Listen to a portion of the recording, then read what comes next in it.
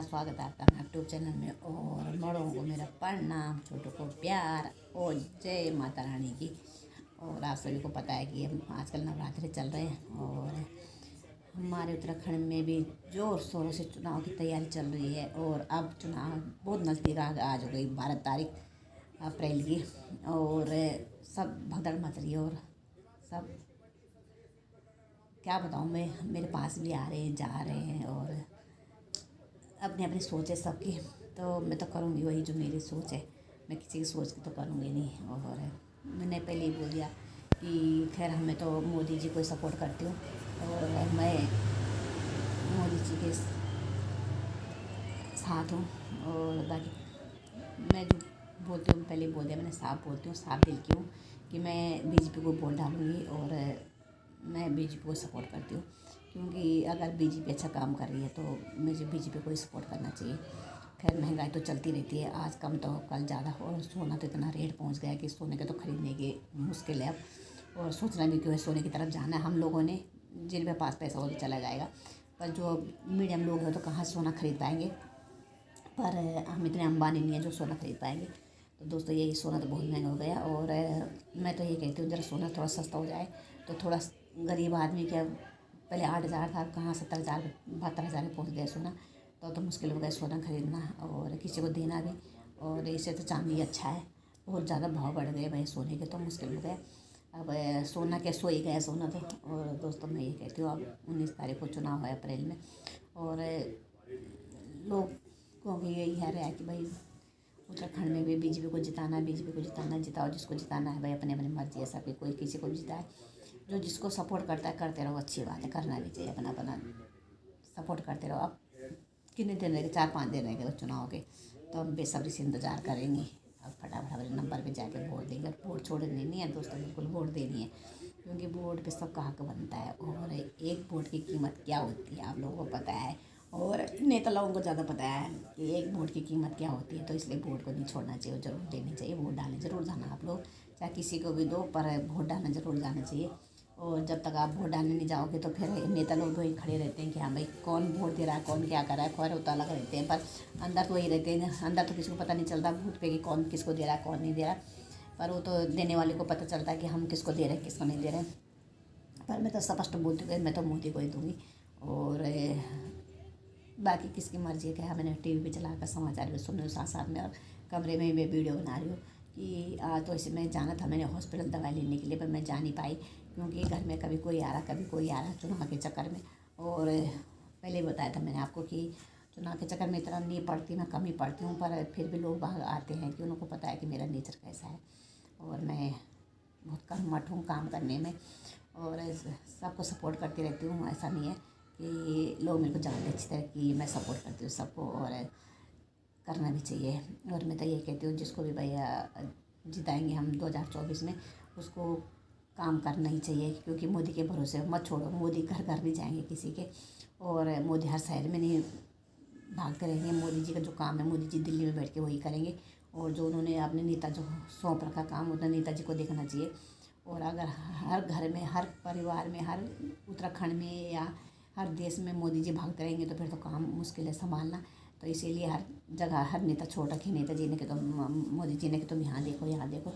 पर वो गलती तो उन नेताओं की होती है, मोदी जी की तो कोई गलती नहीं है। मोदी जी तो सबको सपोर्ट करते हैं, सबका साथ, तो सबका विकास करते हैं, ऐसा नहीं है। और हमने भी देखा है मोदी जी को करते हुए, हर चीज़ कर रहे हैं भारत के लिए। और लोग कहते हैं उनका परिवार नहीं, उनका परिवार हम लोग हैं। ऐसी बात नहीं, किसी को नहीं कहना चाहिए। जो भी, चाहे मोदी है चाहे कोई भी, किसी को बोलता है कि कोई इसका परिवार नहीं है, तो उसका परिवार तो यार ऊपर वाला है और हम लोग उसका परिवार। तो ऐसा नहीं, गलत नहीं बोलना चाहिए किसी को भी।